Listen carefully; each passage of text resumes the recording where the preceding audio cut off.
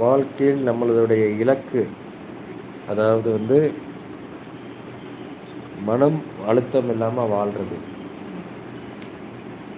ஒன்று, அன்பான மனது இதயம் அன்பானதாக இருக்கணும்.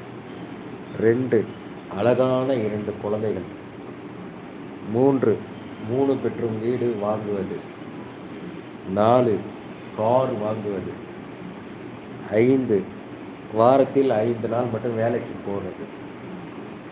6, டிஜிட்டல் இன்கம், அதாவது பணம் சம்பாதிப்பது. 7, உலகத்தில் உள்ள அதிசயத்தெல்லாம் பார்த்து மகிழ்வது. 8, தினமும் 8 மணி நேரம் தூங்குவது. 9 கிளாஸ் தண்ணி டெய்லி குடிக்கிறது.